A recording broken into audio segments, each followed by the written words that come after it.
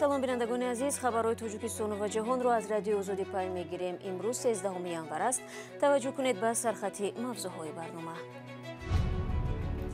Тоҷикистон барои пешгирӣ аз паҳншавии нави омикрони коронавирус назоратро пурзур мекунад. ҷамъияти нобиноён талош дорад як хонаводаро аз дохили матбаъ берун намояд, аммо ин оила онҳоро дар иртибот бо фаъолони мухолифони тоҷик дар Аврупо айбдор кард. ва сокинони шимоли Тоҷикистон мегӯянд боло бурдани нархи моҳонаи кӯдакистонҳо монеъ ба боғча супоридани кӯдакон хоҳад шуд. духтаро кӯдакиша метиям гуд ин хеле қимат кунад. оили ки 400-500 кредит чо кунад? Амриддин Аловатшоев яке аз шахсони бонуфуз дар вилояти мухтори Кӯҳистони Бадахшон ки мақомот ӯ ва ҳамроҳонашро аъзои гурӯҳи ҷиноӣ ном мебаранд, дар Русия нопадид шудааст. Афроди наздик ба ӯ имрӯз ба радиои Озодӣ гуфтанд ки Аловатшоев баъд аз тазоҳуроти моҳи ноябри соли гузашта дар назди сафорати Тоҷикистон дар Москав таъқиб мешуд ва эҳтимол ӯро 2 рӯзи пеш дастгир карданд. ва яке аз ширкатдорони гуфтушунид бо сафири Тоҷикистон буд. Пойгоҳи хабарии Памир Дейли Ньюс дирӯз бо такя ба манобеаш навишт ки ӯ рабуда шудааст ва эҳтимол ба Тоҷикистон оварда шавад. Дар раёсати мубориза бо ҷиноятҳои созмонёфтаи Вазорати корҳои дохилӣ дар ин бора изҳори бехабарӣ карданд. Як корманди раёсат гуфт номи Аловатшоеви 44 сола дар қатори шахсони таҳти ҷустуҷӯ нест. мақомоти тоҷик мегӯянд ба дунболи паҳншавии нави омикрони коронавирус дар кишварҳои ҳамсоя назорат дар фурудгоҳ ва гузаргоҳҳои марзиро пурзур карданд. аз ҷумла мусофироне ки аз хориҷ меоянд акнун дубора дар фурудгоҳҳо тест месупоранд. мақомот сабт шудани гирифторон ба нави омикронро рад мекунанд, аммо эҳтимоли воридшавии онро хеле баланд медонанд.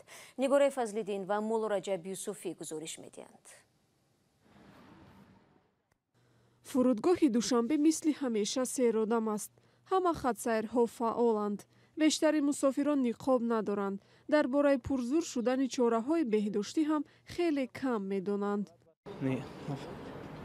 گفتن بله که کسایی که باید سفر میکنند سفر خارجی باید آزمایش خون خود باید بکنند. масъулини вазорати тандурустӣ гуфтанд назорат дар фурудгоҳ ва гузаргоҳҳои марзӣ бар асоси қарори ситоди ҷумҳуриявӣ пурзур шудааст. дар фурудгоҳи байналмилалӣ шаҳри душанбе назорат пурзур шудааст ва бо ин мақсад молишаки иловагӣ, яъне ки новбаста ба мавҷудияти гувоҳномаи тиббӣ нисбати манфӣ будани ташхис иловатан мо боз молишак мегирем. нави омикрони коронавирус то ин дам дар 2 ҳамсоя кишвари Тоҷикистон, Узбекистон ва Қирғизистон сабт шудааст. мақомот исрор карданд ки дар Тоҷикистон то ҳол гирифторони ин нави коронавирус сабт нашудааст, аммо эҳтимоли вурудаш хеле баланд гуфта мешавад. чунки одамон рафту омад доранд, яъне ки худи бигем мигратсия аҳолӣ аст. хоб ғайр аз ин ҳавопаймоҳои ширкатҳои маҳаллӣ ва ширкатҳои байналмилалӣ ба Тоҷикистон аз дигар давлатҳо омода истоданд, масалан Федератсияи Россия, Узбекистон. ба иттилои Созмони ҷаҳонии тандурустӣ, нави омикрони коронавирус бо суръат дар ҷаҳон паҳн мешавад. дар як ҳафтаи охир бештар аз 15 миллион кас дар саросари дунё ба коронавирус гирифтор шуданд. мутахассисон фарқияти омикронро чунин шаҳр медиҳанд.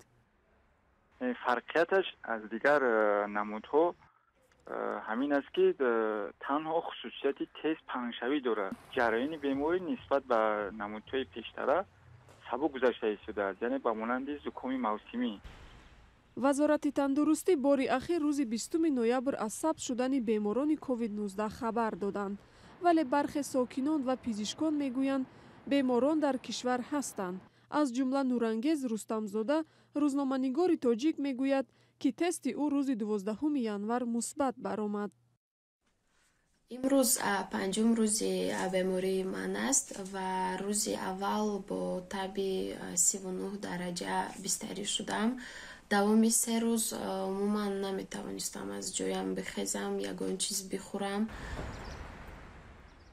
طبق اطلاع رسمی در تاجیکستان 17095 کس به این بیماری سیرایت شده، 124 نفر ففتیده است.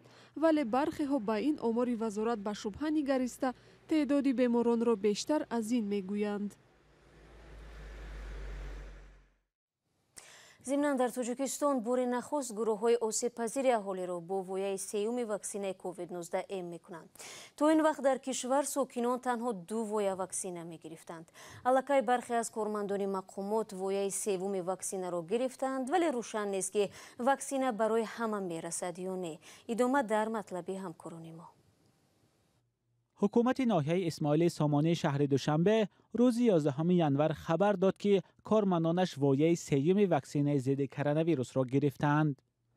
در برخی از مرکزهای سلامتی دوشنبه نیز بر رادیوی آزادی تصدیق کردند که برای واکسن زنی وایه سیوم آمادگی گرفتند. مسئولین وزارت تندرستی گفتند برای متشکلانه آغاز کردن امکانی با وایه سیوم منتظر قرار ستاد جمهوری هستند. به اطلاع وزارت گروه های زیرین باید 3 مراتب ضد کووید 19 ام کرده شوند. نفرانی که بگیم در سمت پیشی فعالیت یعنی که در مؤسسات طبی کار میکنند به واسطه با اهالی سر و کار دارند، در برابر این کارمندان ساحه معارف که به واسطه با کودکان سر و کار دارند در مؤسسات تحصیلاتی همگانی یا اینکه تحصیلاتی میانه کسبی یا که اولی. فعلا دقیق نیست که چقدر از اهالی کشور وایه سوم واکسن را میگیرند. مسئولین وزارت گفتند از نهادهای دخلدار خواستند تا این روی خط را تهیه کرده به وزارت فرستند. به گفته پزشکان گرفتن وایه سیوم واکسن ضد کرونا ویروس بعضی شرط‌های خود را دارد. واکسیناسیای سیوم به همه اجازه داده می شود در مهلت از گذراندن واکسن دوم ما یکم میکنیم، بعد یک ماه دوم میکنیم، سیومش رو بعد 6 ماه. معرکه امگذرانی ضد کووید 19 در تاجیکستان ماه مارس سال گذشته آغاز شد. طبق آمار اخیر وزارت تندرستی تا این دم قریب 69% ساکنان از 18 سال بالا در کشور وایه یکم و 58% وایه دوم واکسن را گرفتند. هرچند شبهه و گمانها به این آمار وزارت همچنان باقی است. مسئولین وزارت باور دارند که برای امگذارانی با وایه سیوم باز واکسن دریافت خواهند کرد. مولا رجب یوسفی، نگاره فضل‌الدین، آزادی دوشنبه.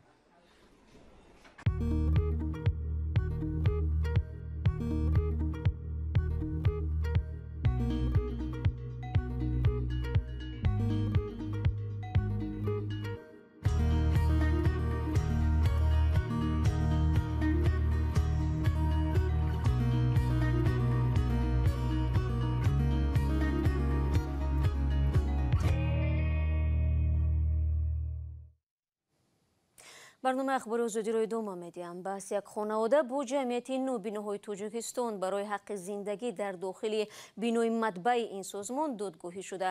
оилаи нобино масъулонро дар иртибот бо мухолифони тоҷик дар хориҷа айбдор карданд. соҳибназарон туҳмати ҳамкорӣ бо оппозитсияро шабеҳ туҳматҳои солҳои истибдоди сталинӣ дар қарни гузашта медонанд. искандари фирӯз ва барод юсуфӣ тафсилоти бештар доранд. مدیر مطبعه جمعیت نابینایان تاجیکستان از شهرداری دوشنبه و مقامات تاجیک درخواست اختصاص منزل برای یک عائله نابینایان شده است. این خانواده در داخل بینای مطبعه زندگی می کند و در فعالیت مطبعه مشکل ایجاد کرده است. جمعیت نابینایان از طریق ساختارهای انتظامی تلاش دارد این خانواده را از داخل مطبعه بیرون کند، اما این خانواده آنها را در ارتباط با فعالان مخالفان تاجیک در اروپا ایبدار می کند. اینجا در امو عریضه‌ای که به خدمات نظارت مهنت همسرشون برای جهت برقرار شدن به کار نوشتگی‌اند.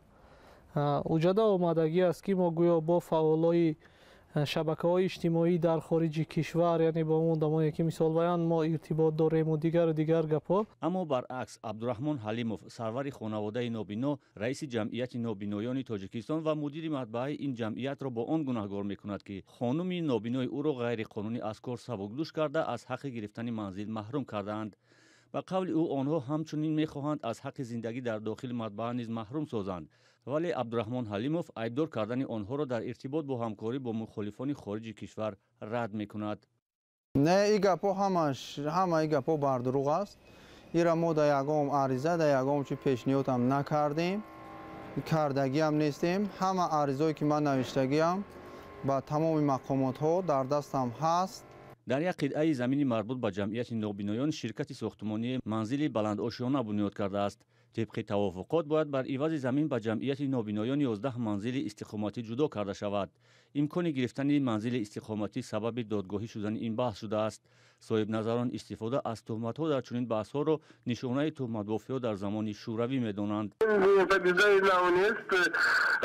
متأسفانه این به من سال‌های 37 را به یاد می‌رساند وقتی که مردم همدیگر رو در هر گونه جنایات متهم می‌کردند، می‌گفتند که آنها تروتسکیست هستند یا کنتر ریولوسیونر هستند یا از اولاد بای بچه‌ها هستند، بایا هستند. بحث نابینایان هنوز هم در دادگاه ادامه دارد ولی معلوم نیست که به سود کدام جانب انجام می‌یابد. شروع از سال نو پرداخت ارماهای خانواده‌ها برای تربیت کودکانشان در باغچه‌های تاجیکستان نزدیک 10% بالا رفته. در شهرهای کشور 128 سومونی و در ناحیه‌های دوردست به 64 سومونی برابر شده است. فرزان محمدی در همین باره میگوید. سر از ماه ینور امسال پرداخت هرماهای خانواده‌ها برای تربیت طفلشان در کودکستان حدود 10% بالا رفته است. در وزارت معارف و علم تاجیکستان آماده نشدن این مسئله را شرح دهند، ولی یک مسئول این نیاد طریق تلفن باوری در تفسیر این بلندشوی گفت این بر اساس قرار نوی حکومت جمهوری تاجیکستان است. بلند رفتن نرخ خدمترسانی کودکستان ها را برخی به سطح تورم و برخی دیگر به قیمت غذا ربط می‌دهند، ولی ایده بر آن نظر هستند که شاید بلندشوی معاش آموزگاران را به این شیوه جبران نمایند. در تاجیکستان معاش کارکنان دولتی حداقل 400 سومانی است و سطح میانه آن 1300 سومانی است. این هم در حالی است که امامعلی رحمان رئیس جمهوری تاجیکستان در پیام اخیرش گفت مبلغ ماهانه کارکنان دولتی 20% بلند کرده شود. گفتنی که شرایط فرزندان نیبرهای نقص کنند، دیتسدای چیزم معاش اسلوبیش نقص کنند، نشد گرمیش پیتانی هاش نقص شود موروزی. همین دیگر شکایت ما نیست. خیلی نوع وای ها کن دخترها کودکش میتیم گفت این خیلی قیمت کنن. اولی که 400 500 کدید چا کنن؟ زندگیش خانش آب چراغش دوایش نلاکش من آخه دیتسد میتید خور بمیرد یک جا خور منافقیت پتنتش جاش چوکران دکو نمیرسد هیچ وی تجاوی تغییر نمیبیاد. کارشناسان ساحه و مسئولان معارف میگویند پرداخت‌های عائله‌ها برای با 3 محل با خوراک تامین کردن و تعلیم دادن کودکان ناچیز است و سطح خدمترسانی کودکستان‌ها را بسیاری‌ها به همین خاطر پست ارزیابی می‌کنند. این هم در حالی است که بغیر این از بودجه حکومت‌های شهر و نواحی مبلغ اضافی جدا می‌گردد، ولی برخی والدان میگویند در بعضی کودکستان‌ها غیر رسمی مبلغ علاوه‌ای طلب می‌کنند. در همین حال ساکنان میگویند نرخ کودکستان‌های خصوصی به مراتب بلندتر است و با افزایش نرخ کودکستان‌های دولتی از احتمال دور نیست که باز آن بالا برده شود. در تاجیکستان حدود 700 مؤسسه‌های تا مکتبی دولتی فعالیت می‌برد و در آن بیشتر از 100,000 کودکان فرا گرفته شده‌اند. فرزان محمدی، رادیو آزادی، شهر خوجند.